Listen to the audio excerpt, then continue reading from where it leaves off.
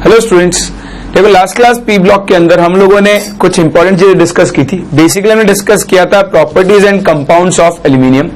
ठीक, तो जो भी कुछ हमने डिस्कस किया था एक बार हम उसको थोड़ा रिवाइज कर लेते हैं और उसके बाद लेक्चर को आगे कंटिन्यू करते हैं। तो देखो मैंने आपको समझाया था कि हम सबसे ज्यादा एल्यूमिनियम का एक्सट्रैक्शन करते हैं। तो एल्यूमिनियम में सबसे इंपॉर्टेंट होता है concentration of alumina, that is your Al2O3। तो हमने कितने मेथड्स पढ़े थे? 3 मेथड्स पढ़े थे। क्या क्या नाम थे तीनों मेथड्स के? एक तो था आपके पास बेयर्स प्रोसेस, एक था हॉल्स प्रोसेस और एक था सरपेक्स प्रोसेस। था बेयर्स और हॉल्स प्रोसेस कब यूज करते हैं? जब बॉक्साइट के अंदर मेन इंप्योरिटी किसकी होती है? Fe2O3। तो जब आपका Fe2O3 as main impurity present होता है तब हम कौन से मेथड यूज करते हैं? बेयर्स प्रोसेस और हॉल्स प्रोसेस। क्या करते हैं बेयर्स प्रोसेस में? क्या डिफरेंस है दोनों में? सिर्फ रिएक्टेंट का डिफरेंस है। यहां पर आप बॉक्साइट की रिएक्शन NaOH से करवाते हो, जबकि हॉल्स प्रोसेस में आप बॉक्साइट की रिएक्शन किससे करवाते हो? Na2CO3 के साथ करवाते हैं। उसके बाद क्या होता है? ये इसके साथ कंबाइन होता है और बनाता है NaAlO2 सॉल्युबल कॉम्प्लेक्स। और जो इंप्योरिटीज होती हैं वो इंप्योरिटीज सोल्यूशन के अंदर ही आ जाती है ना।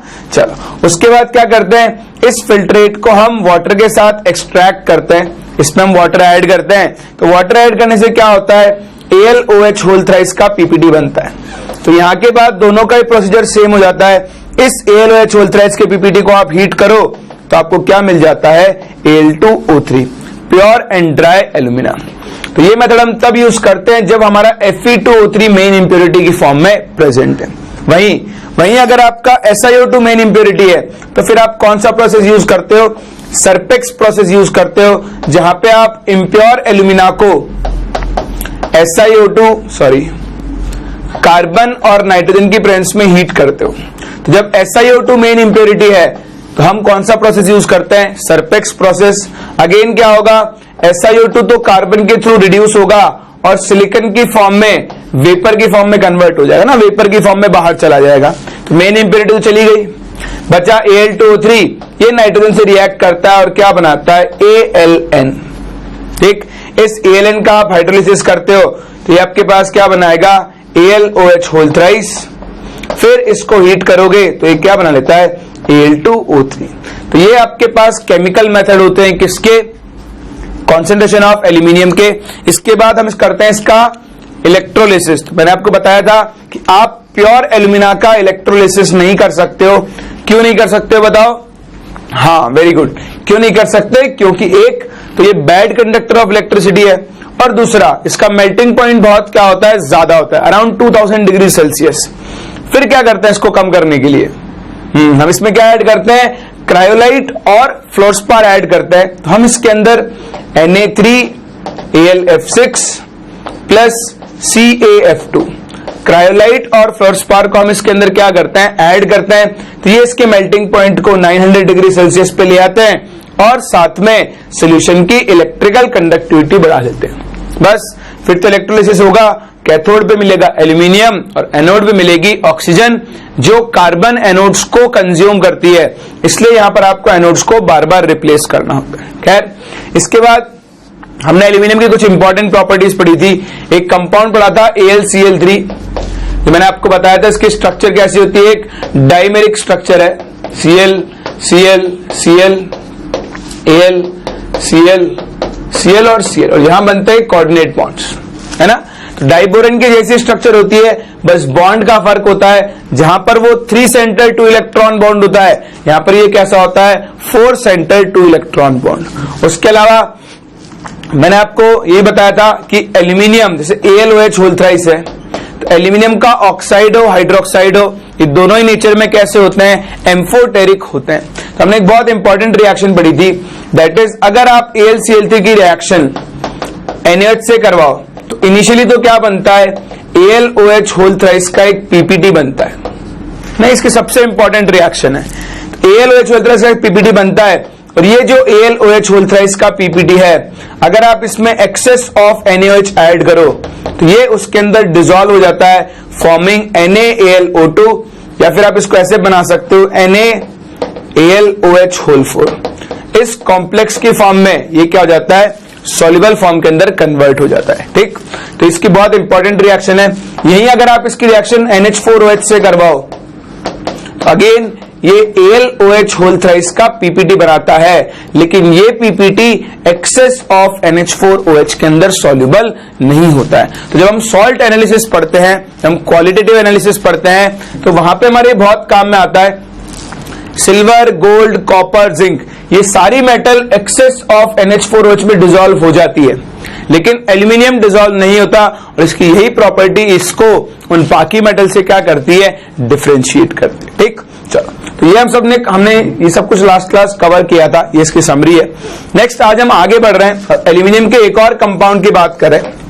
ये कंपाउंड एज सच यहां अपने काम नहीं आता है, पर ये आपको ऑर्गेनिक में बहुत हेल्प करता है, इसलिए थोड़ा बहुत आइडिया दे रहा हूं। वैसे ऑर्गेनिक वाले आपको सब कुछ पढ़ा चुके होते हैं। LiAlH4 लिथियम एल्यूमिनियम हाइड्राइड, ये आपका कंपाउंड है LiAlH4।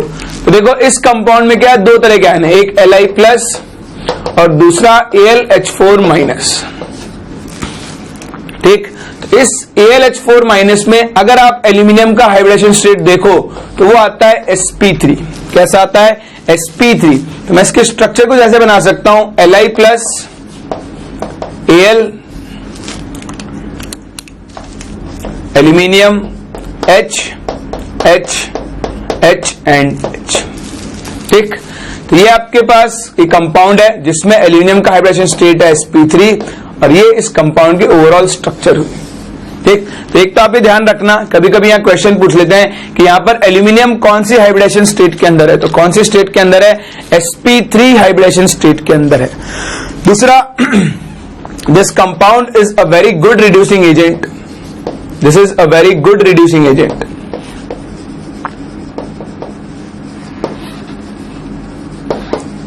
And can reduce.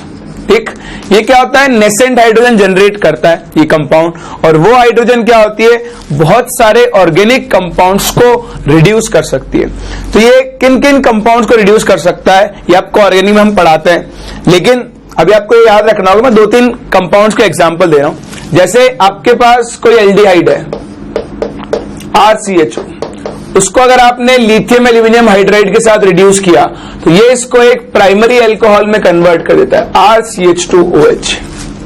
ठीक, अगर आपके पास कोई कीटोन है RC double bond OR, lithium aluminium hydride आपने यूज किया, ये इसको एक सेकेंडरी अल्कोहल में बदल देगा, RCHOHR।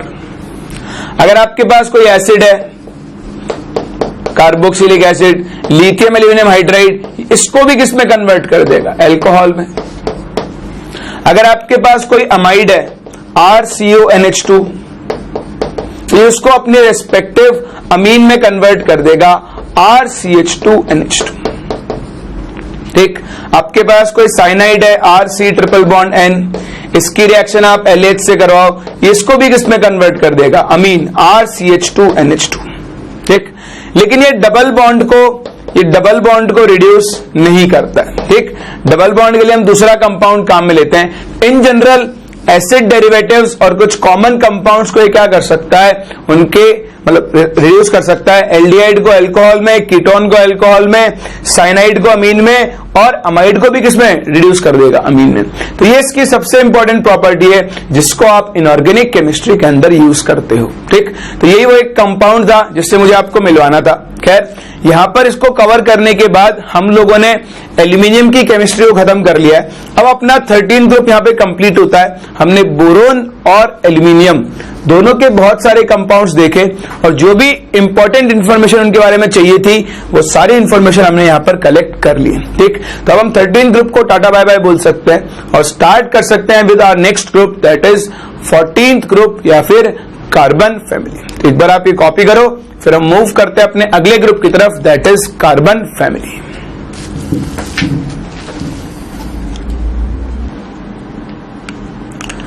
तो देखो 14 ग्रुप और कार्बन फैमिली, ये तो आप जानते हैं इस फैमिली में मेंबर्स कौन कौन है, carbon, silicon, germanium, tin and lead. तो देखो पहले इलेक्ट्रॉनिक कॉन्फ़िगरेशन, बताओ इस ग्रुप का जनरल कॉन्फ़िगरेशन क्या होगा, NH2NP2। तो कार्बन हो गया 2s2 2p2, सिलिकॉन हो गया 3s2 3p2, ये 4s2 4p2, ये 5s2 5p2 और लेड हो गया 6s2 6p2। ठीक, नॉर्मल प्रॉपर्टीज जैसे हमने बोरॉन फैमिली में डिस्कस की थी, वहां बहुत सारे वेरिएशंस थे। यहां एज सच कोई वेरिएशन नहीं आने वाला है, छोटे छोटे पॉइंट्स हैं तो हम बिल्कुल डिस्कस कर सकते हैं, लिखने की जरूरत भी नहीं है इवन आपको। ठीक, चलो पहली चीज साइज। चलो इलेक्ट्रॉनिक कॉन्फिगरेशन लिख लेना। पहले तो हम इनके ऑक्सीडेशन स्टेट्स की बात कर लेते हैं। वैलेंस शेल में कितने इलेक्ट्रॉन्स है, वैलेंस शेल में कितने इलेक्ट्रॉन्स है, यहां पर 4 इलेक्ट्रॉन्स है। तो इनकी जनरल वैलेंसी यानी कितने ऑक्सीडेशन स्टेट क्या शो कर सकते हैं, +4 ऑक्सीडेशन स्टेट शो कर सकते हैं। कार्बन, क्योंकि कार्बन की इलेक्ट्रोनेगेटिविटी ज्यादा है तो ये 4 इलेक्ट्रॉन देने की जगह 4 इलेक्ट्रॉन शेयर करना ज्यादा कन्वीनियंट समझता है, इसलिए कार्बन की कोवैलेंसी जनरली 4 होती है। और ऐसा नहीं है कार्बन +4 शो नहीं करता है, पर जनरली ये शेयरिंग के थ्रू बॉन्ड्स बनाता है ना। तो इन सारे मेंबर्स की जनरल ऑक्सीडेशन स्टेट जो होगी वो कितनी होगी, +4। अब देखो, अब ये टाइम आ गया है कि आप पुरानी पढ़ी हुई चीजों को रिकॉल करते जाओ।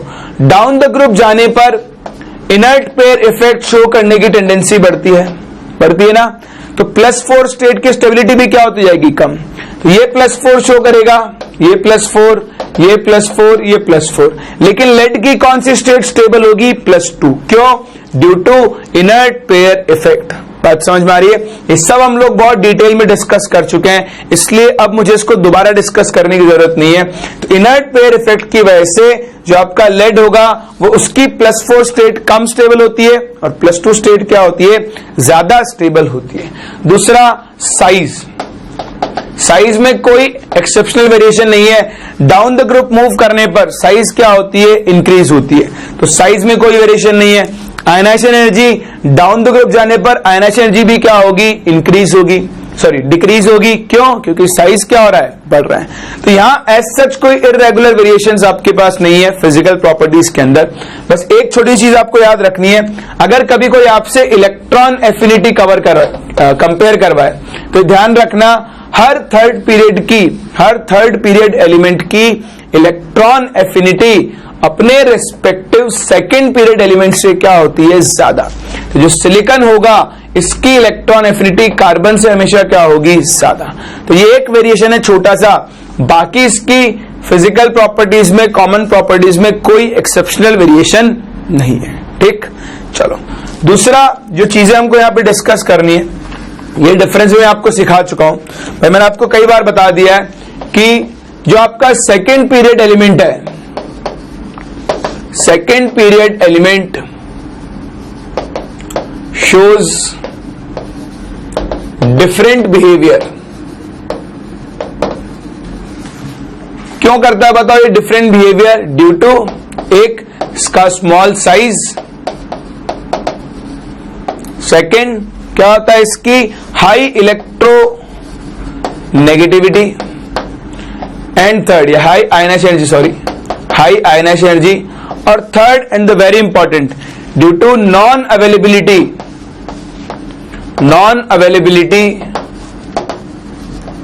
Of vacant d orbitals, vacant d orbitals. तो यहां पे जो आपका कार्बन है, इस कार्बन के पास वैकेंट d ऑर्बिटल नहीं है। इससे क्या होता है मैं आपको सिखा चुका हूं, सेकेंड पीरियड एलिमेंट अपनी कोवेलेंसी को 4 से ज्यादा इंक्रीज नहीं कर सकता है। तो यहां आपके पास इस पे कई तरह के क्वेश्चंस पूछे जाते हैं, जिनमें एक टाइप ऑफ क्वेश्चन ये है, ये पूछता है SiCl4 undergoes hydrolysis but CCl4 do not। क्यों, तो आपको सिखाया था मैंने, देखो CCl4 कार्बन, CCl4 में कार्बन sp3 हाइब्रिडाइज्ड है, ये 2s2, ये 2p3, एक्साइटेड स्टेट में 2s1 एंड 2p3, चारों ऑर्बिटल काम में आ गए।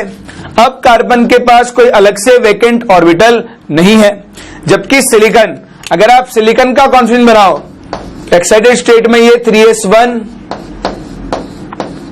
ये आपका 3p3, 1 2 3।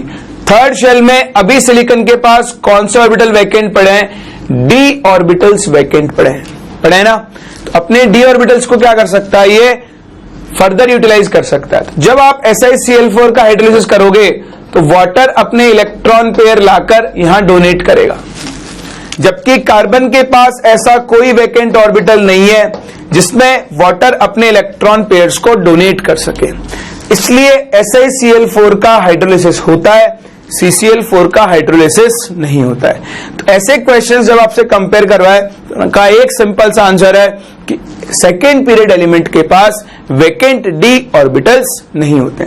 इसी पे एक और क्वेश्चन पूछ सकता है कि SiF6 2- बनता है जबकि CF6 2- नहीं बनता है। क्यों नहीं बनता है बताओ? सेम रीजन, कार्बन के पास वैकेंट d ऑर्बिटल्स नहीं है तो वो अपनी कोवेलेंसी को इंक्रीज नहीं कर सकता। कर लोगे? ये सब तो हमने बहुत डिटेल में डिस्कस किया हुआ चैप्टर की शुरुआत में। चलो, तो ये कुछ कॉमन प्रॉपर्टीज हुई इसकी। उसके बाद हम इनकी जनरल प्रॉपर्टीज अगर डिस्कस करें तो यहां पर जनरल प्रॉपर्टीज में जो सबसे इंपॉर्टेंट प्रॉपर्टी आती है वो आती है allotropy.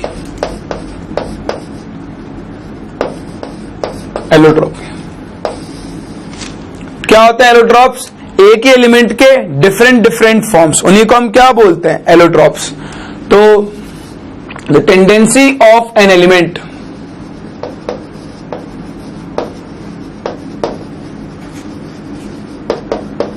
To exist in different forms having different physical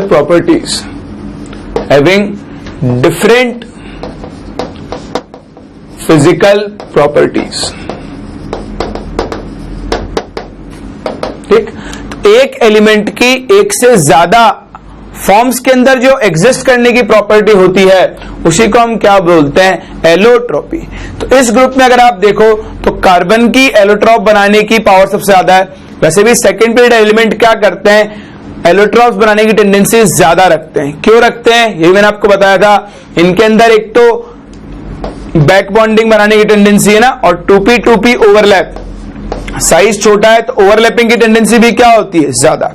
तो देखो यहां पर एलोट्रॉप बनते हैं। आप जानते हो कार्बन के बेसिकली हमारे पास दो तरह के एलोट्रॉप्स होते हैं। तो कार्बन के एलोट्रॉप्स को अगर मैं डिस्कस करूं, एलोट्रॉप्स ऑफ कार्बन,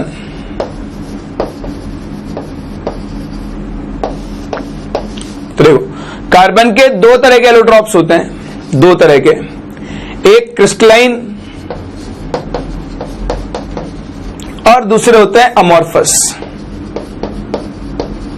ठीक, एक तो कार्बन के क्रिस्टलाइन एलोट्रॉप्स होते हैं, दूसरे अमॉर्फस एलोट्रॉप्स होते हैं। क्रिस्टलाइन एलोट्रॉप्स में मेन तीन तरह के एलोट्रॉप्स हैं आपके पास। एक डायमंड,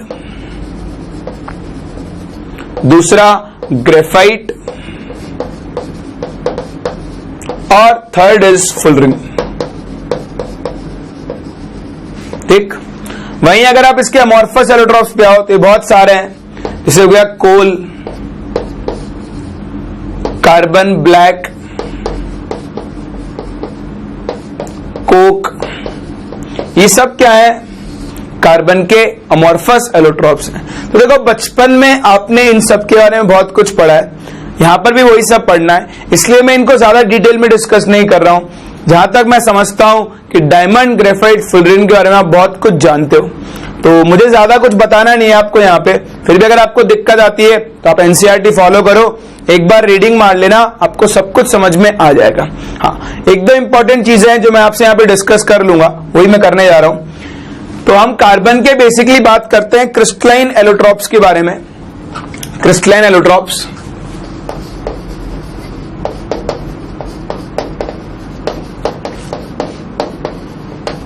तो हमारे पास तीन क्रिस्टलाइन एलोट्रॉप्स हैं इसके। एक आपका डायमंड,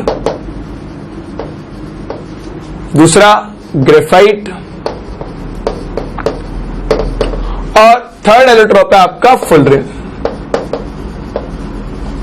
तो देखो डायमंड के बारे में बात करें तो डायमंड में क्या होता है, एक कार्बन दूसरे कार्बन से क्या होता है, टेट्राहेड्रल मैनर में अरेंज्ड होता है। ठीक, तो इस तरह से हर कार्बन क्या होगा, टेट्राहेड्रल तरीके से दूसरे कार्बन से अटैच्ड होगा। ये कार्बन, ये कार्बन, ये कार्बन, ये कार्बन फिर से क्या होगा, टेट्राहेड्रल मैनर में दूसरे कार्बन से अटैच्ड होगा। तो इस तरह से क्या होता है, एक लार्ज 3 डायमेंशनल नेटवर्क बनता है कोवेलेंट बॉन्ड्स का। This forms a large 3D network of covalent bonds. इसीलिए डायमंड का मेल्टिंग पॉइंट, बॉइलिंग पॉइंट बहुत हाई होता है और इस लार्ज 3 डायमेंशनल नेटवर्क की वजह से ही diamond is the hardest natural substance known. ध्यान रखना, हार्डेस्ट नेचुरल, सिंथेटिक और भी है पर ये नेचुरल है। ठीक, तीसरी चीज जो आपको यहां पे ध्यान रखनी है कि ये जो आपके पास लार्ज 3 डायमेंशनल नेटवर्क बना, इस अच्छा एक और चीज आप जानते हो इसके बारे में कि आपका जो कार्बन है, सॉरी डायमंड है, वो इलेक्ट्रिसिटी को कंडक्ट नहीं करता है ना, is non conductor of electricity. क्यों?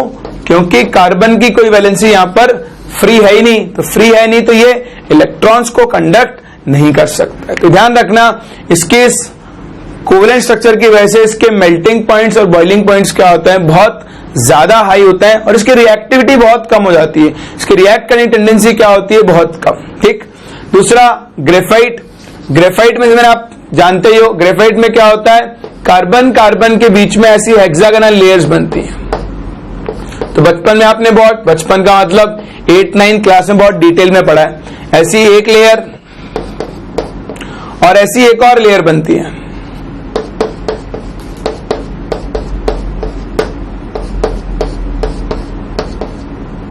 याद है?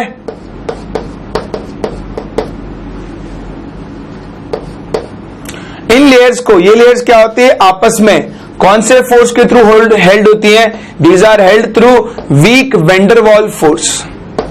Week van der Waals force. ठीक, यहां पे कार्बन की एक वैलेंसी फ्री है तो कार्बन के पास एक फ्री इलेक्ट्रॉन है और ये फ्री इलेक्ट्रॉन क्या करता है, जब आप ग्रेफाइट से इलेक्ट्रिसिटी पास करते हो तो इस फ्री इलेक्ट्रॉन के मूवमेंट की वजह से यहां पर क्या होता है, करंट फ्लो होता है। तो ये भी आप ध्यान रखना कि भाई ग्रेफाइट के अंदर क्या होता है, करंट फ्लो होता है। दूसरा, ये करंट फ्लो होता है across the layer, sorry across the layer नहीं, अलोंग द लेयर।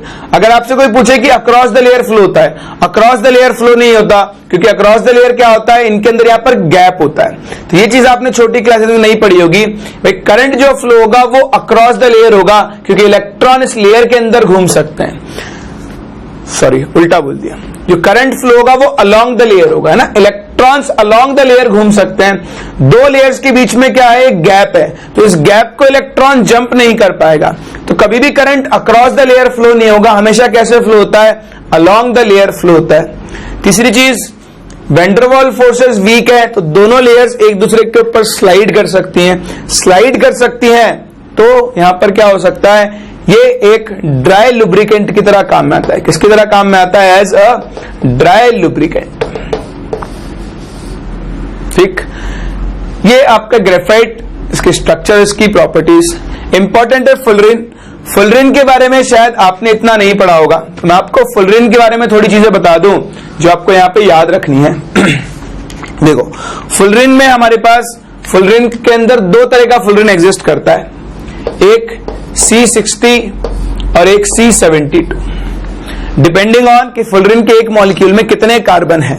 ठीक, इंपॉर्टेंट है हमारा C60, हमें यही पढ़ना होता है। तो C60 में क्या होता है, देखो C60 के मॉलिक्यूल के अंदर आपके पास 20 रिंग्स होती हैं, 20 रिंग्स विच आर 6 मेंबर्ड। ठीक, कार्बन ये होते हैं सब जगह, 20 तो 6 मेंबर्ड रिंग्स होती हैं। ठीक, और उसके अलावा आपके पास होती हैं 20 आ गई आपकी 6 मेंबर्ड रिंग्स, और उसके अलावा इसमें होती है 5 मेंबर्ड रिंग्स। 5 मेंबर्ड रिंग्स वो होती है 12 रिंग्स। ठीक, तो इन सबके फ्यूजन से आपका क्या बनता है, C60, दैट इज फुलरिन का स्ट्रक्चर। 20 तो हो गई 6 मेंबर्ड रिंग्स और 12 क्या होती है आपके पास 5 मेंबर्ड रिंग्स। तो देखो फुलरिन का स्ट्रक्चर थोड़ा सा बनाते हैं अपन, क्योंकि एक चीज क्या होता है बॉल की टाइप में कन्वर्ट होता है, इतना तो आप जानते हो स्ट्रक्चर। सपोज जैसे आपके पास ये एक 5 मेंबर्ड रिंग बना रहा हूं मैं कार्बन कार्बन की,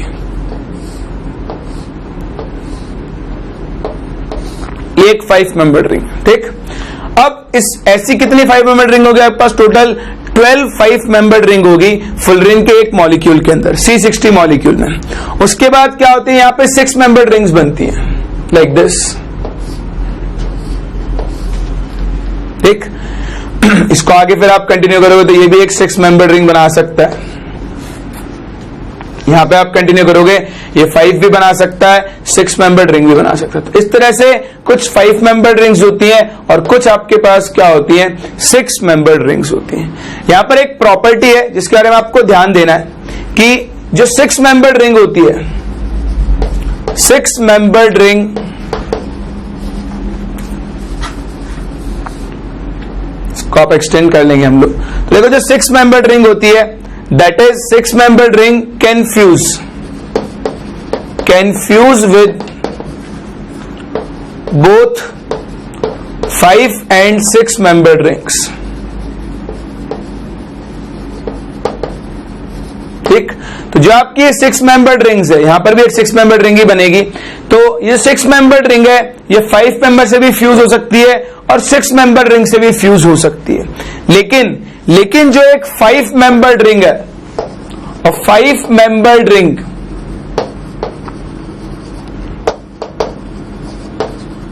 can only fuse with a 6 membered ring,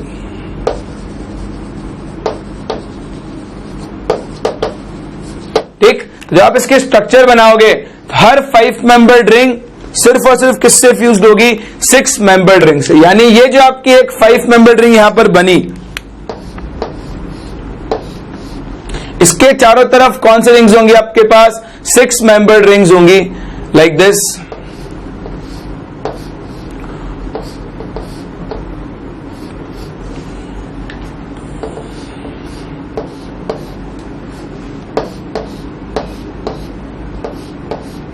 ऐसे, ठीक।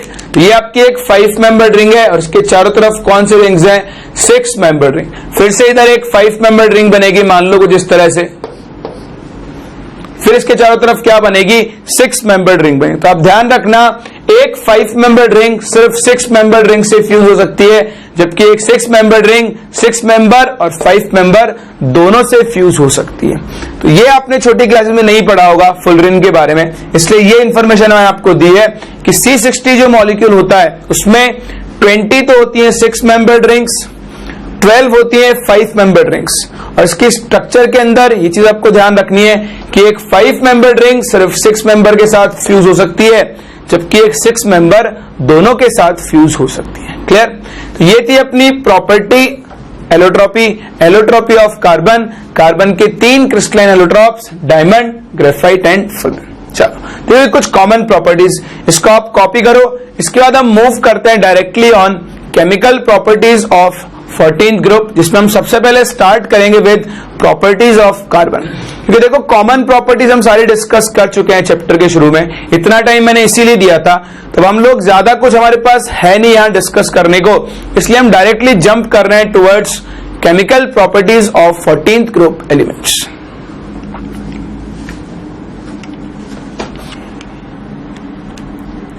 तो शुरू करते हैं विद कंपाउंड्स ऑफ कार्बन। यहां पे मैं कार्बन के कुछ मेन कंपाउंड्स को डिस्कस करना है। तो कंपाउंड्स ऑफ कार्बन, ठीक। सबसे पहला कंपाउंड है अपने पास कार्बन मोनोऑक्साइड, CO, ठीक। तो कार्बन मोनोऑक्साइड की हम प्रिपरेशन की बात करते, देखो सबसे पहले हम इसको प्रिपरेशन को डिस्कस कर लेते हैं कि कैसे हम कार्बन मोनोऑक्साइड बना सकते हैं। तो देखो पहला तरीका तो क्या है आपके पास, पहला तरीका है by incomplete combustion, by incomplete combustion. Of carbon. ठीक, तो अगर आप लिमिटेड सप्लाई ऑफ एयर में कार्बन को हीट करो, ये आपका कार्बन सॉलिड है, इस पे से आपने ऑक्सीजन गैस पास की, लेकिन कौन से अमाउंट में? लिमिटेड सप्लाई, लिमिटेड अमाउंट में। तो लिमिटेड अमाउंट में होगा तो कंबशन कंप्लीट नहीं होगा, कार्बन सॉलिड ऑक्सीजन से रिएक्ट करेगा और क्या बनाएगा? CO gas. ठीक, ये तो नेचुरल प्रोसेस है, जहां भी कहीं कार्बन का कंबशन होता है वहां CO और CO2 दोनों बनती है। अगर ऑक्सीजन लिमिटेड अमाउंट में है तो CO बनेगी, अगर ऑक्सीजन एक्सेस अमाउंट में है तब आपके पास क्या बनती है? CO2 गैस फॉर्म होती है। समझ में आया? चलो, सेकेंड मेथड जो आप यहां पे देख सकते हो, सेकेंड इज, अगर आपको कम अमाउंट में बनानी है ना, थोड़ी बहुत CO बनानी है, तो इसका एक और तरीका होता है। On small scale, it is prepared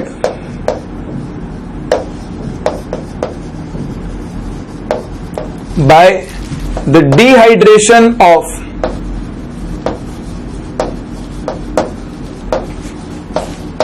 oxalic acid और formic acid। ठीक, छोटे मोटे काम के लिए, मतलब छोटे स्केल पे अगर आपको कार्बन मोनोऑक्साइड बनानी है तो आप क्या करते हो? ऑक्सैलिक एसिड का फॉर्मूला क्या होता है? COOH। अगर आप इसका कॉन्सेंट्रेटेड H2SO4 की प्रेजेंस में डिहाइड्रेशन करो तो देखो कॉन्सेंट्रेटेड H2SO4 क्या होता है? एक डिहाइड्रेटिंग एजेंट होता है, ये यहां से वाटर को एक्सट्रैक्ट कर लेगा, तो आपके पास बनता है CO plus CO2 plus H2। ठीक, या तो आप इस प्रोसेस से बना सकते हो। अब देखो यहां पर साथ में CO2 भी बन रही है, अगर आपको सिर्फ CO बनानी है तो आप क्या करो? फॉर्मिक एसिड लो, HCOH, इसका कॉन्सेंट्रेटेड H2SO4 की प्रेजेंस में डिहाइड्रेशन करो तो ये क्या बनाएगा? CO plus H2। तो स्मॉल स्केल पर अगर आपको CO बनानी है तो आप इस मेथड से बना सकते हो। फॉर्मिक एसिड लो, इसका डिहाइड्रेशन करो, हमको क्या मिल जाएगी? Carbon monoxide gas. ठीक,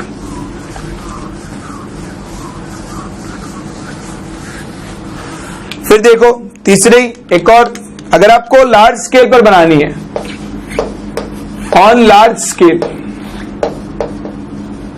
ठीक, तो देखो लार्ज स्केल पर बनाने के लिए हम क्या करते हैं? हम रेड हॉट कोक लेते हैं, ये आपके पास रेड हॉट कोक है, इस कोक के ऊपर आप पास करते हो स्टीम, H2O गैस, स्टीम।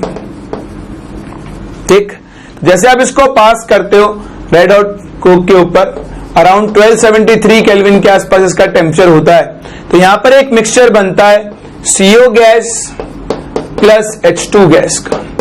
क्या बनता है? CO gas plus H2 gas का। ये जो मिक्सचर होता है, इस मिक्सचर का एक स्पेसिफिक नेम है, इसको हम बोलते हैं वाटर गैस। क्या बोलते हैं इसको हम? वाटर गैस, और इसको हम एज अ फ्यूल यूज करते हैं। तो ये इंपॉर्टेंट चीज है, रेड हॉट कोक के ऊपर अगर आप स्टीम पास करो, स्टीम, तो आपके पास क्या बनेगा? CO प्लस H2 का एक मिक्सचर बनेगा, और इस मिक्सचर को हम क्या बोलते हैं? इस मिक्सचर को हम बोलते हैं वाटर गैस। सिमिलरली अगर आप यहां पर स्टीम की जगह एयर पास करो तो फिर क्या होता है? देखो, इफ एयर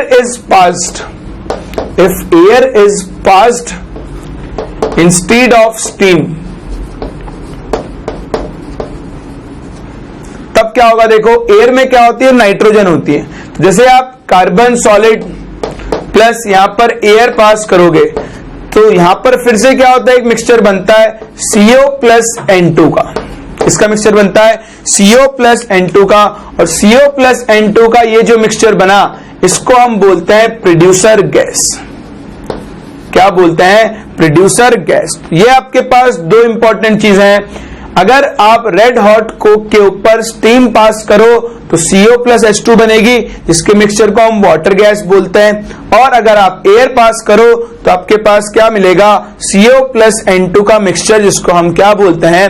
प्रोड्यूसर गैस। तो ध्यान रखना, तीन तरह के मेथड्स हैं CO को प्रिपेयर करने के।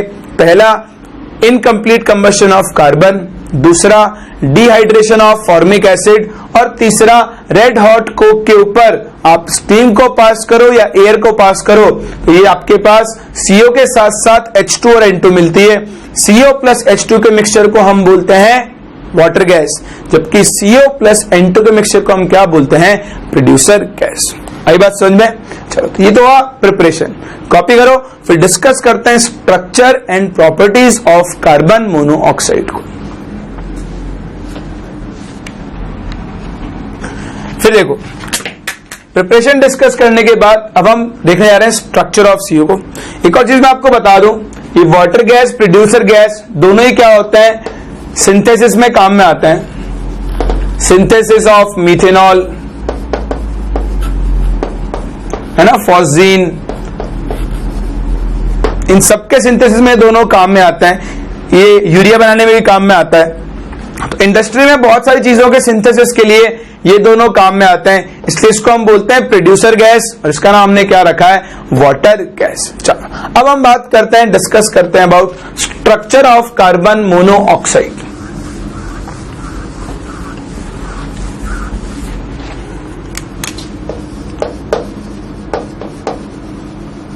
तो अगर आप इसके स्ट्रक्चर देखो तो कार्बन के वैलेंशियल में कितने इलेक्ट्रॉन्स होता है? 4, और ऑक्सीजन के वैलेंशियल में कितने इलेक्ट्रॉन्स होते हैं? 6। तो कार्बन क्या करता है? अपने 2 इलेक्ट्रॉन्स ऑक्सीजन के 2 इलेक्ट्रॉन्स के साथ शेयर करता है और यहां पर 2 बॉन्ड बनाता है।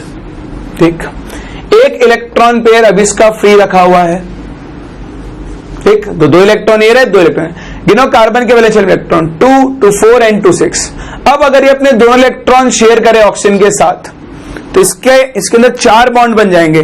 कार्बन और ऑक्सीजन के बीच में 4 बॉन्ड बनना पॉसिबल नहीं है। फर्दर ऑक्सीजन के पास क्या है?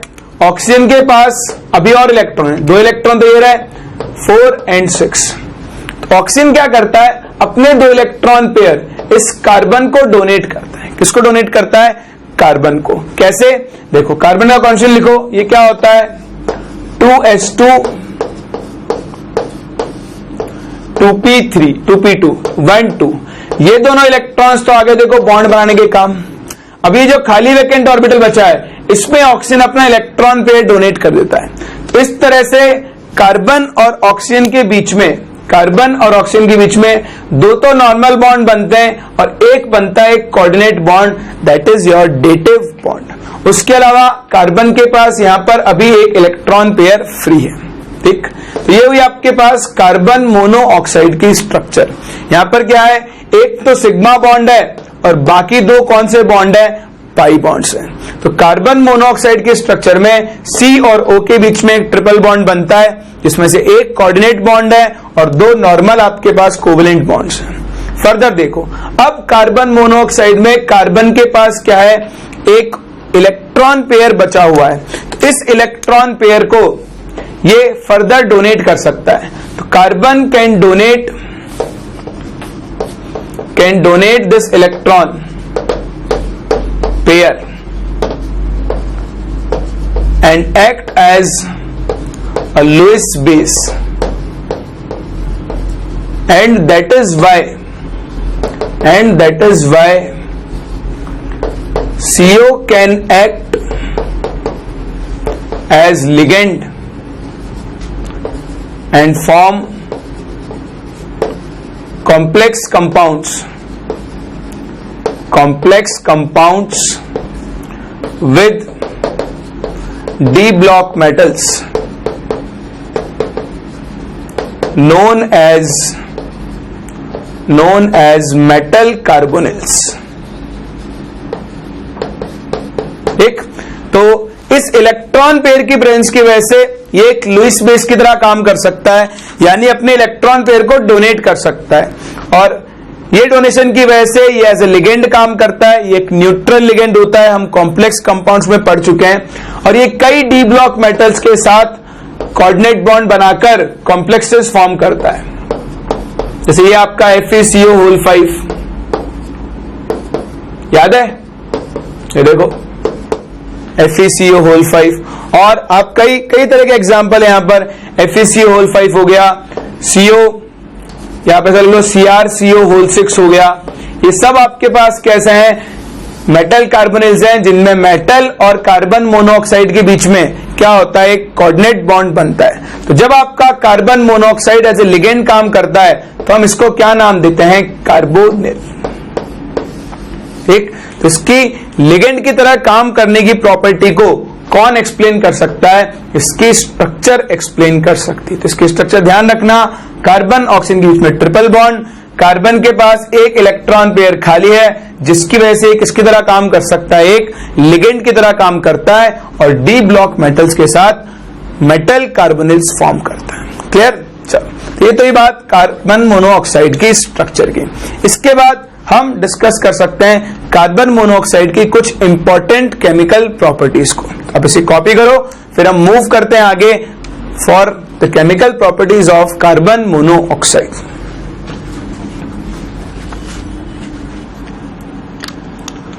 तो आओ फिर डिस्कस करते हैं chemical properties of carbon monoxide.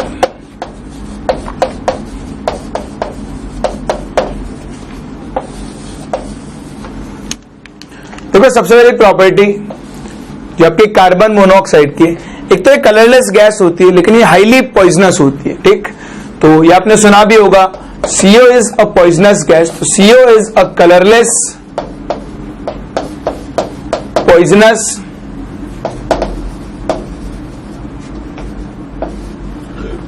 Colourless poisonous neutral gas. सबसे इंपॉर्टेंट चीज,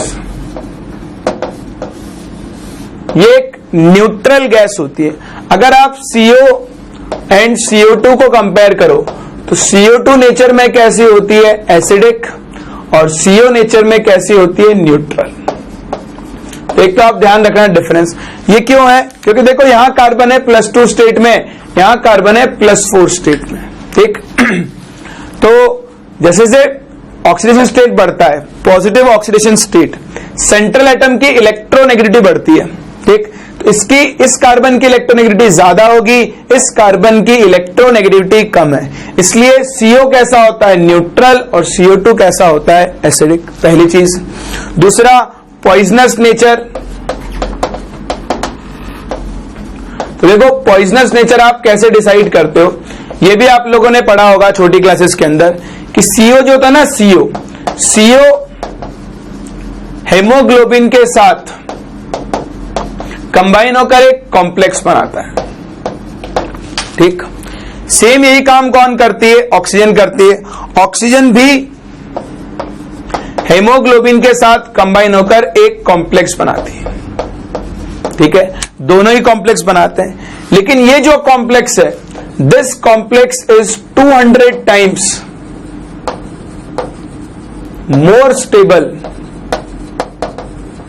देन ऑक्सीजन कॉम्प्लेक्स।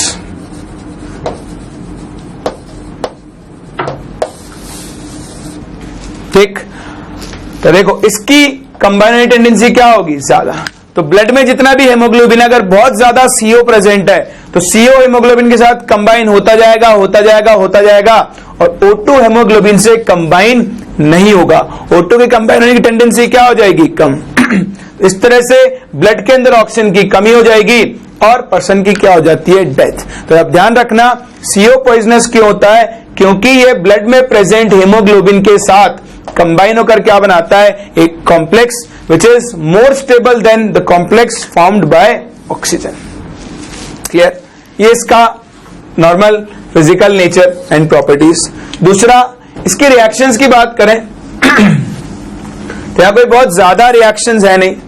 एक रिएक्शन तो है इसका कंबस्टन। तो देखो, जो आपका CO होता है, CO Burns with blue flame in air. ये जरूर ध्यान रखना, इसका कलर कभी कभी आपके सॉल्ट एनालिसिस में काम में आता है। कार्बन मोनोऑक्साइड जब एयर में बर्न होती है तो कौन सी फ्लेम के साथ बर्न होती है, ब्लू फ्लेम के साथ बर्न होती है। CO प्लस हाफ O2, बताओ क्या बनाएगा, CO2, और यहां पर एक ब्लू कलर की फ्लेम जनरेट होती है। ठीक, इसकी एक प्रॉपर्टी, ये कभी कभी इस गैस को आइडेंटिफाई करने के काम में आती है। थर्ड प्रॉपर्टी जिसको आप मेटलर्जी में डिस्कस कर चुके हो, वो क्या है, देखो इसकी ऑक्सीजन के टुवर्ड्स एफिनिटी ज्यादा है, तो due to affinity towards oxygen it can act as a reducing agent। ठीक, और आप ये जानते हो मेटलर्जी में हम जनरली CO को as a reducing agent use करते हैं। अगर आप Fe2O3 का रिडक्शन करवाना है तो CO यूज करते हैं। ये क्या बनाएगा आपके पास Fe प्लस CO2 बनाता है।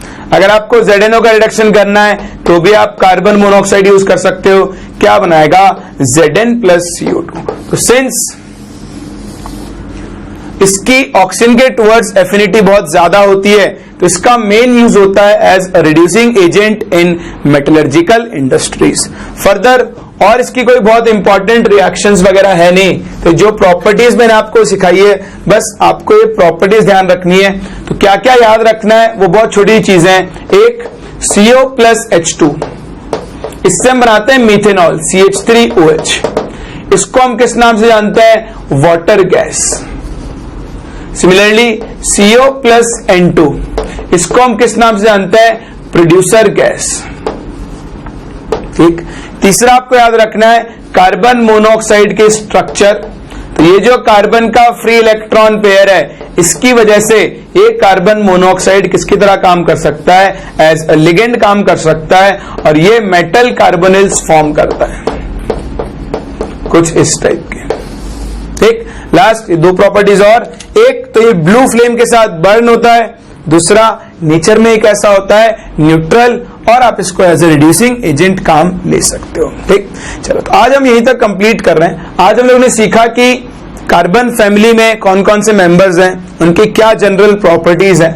उसके अलावा हमने फुलरिन के स्ट्रक्चर को डिस्कस किया। डायमंड ग्रेफाइट तो आप पहले से ही जानते हो। फर्दर ये आपके पास कार्बन मोनोऑक्साइड की कुछ प्रॉपर्टीज। नेक्स्ट क्लास हम यहीं से आगे कंटिन्यू करेंगे और डिस्कस करेंगे प्रॉपर्टीज ऑफ मतलब कंपाउंड एक कार्बन डाइऑक्साइड CO2 को डिस्कस करेंगे और उसके बाद सिलिकॉन के कुछ कंपाउंड्स के बारे में हम लोग बात करेंगे और देखेंगे कि कौन कौन से कंपाउंड्स हमको सिलिकॉन के डिस्कस करने हैं। तो मिलते हैं नेक्स्ट क्लास और आगे कंटिन्यू करते हैं।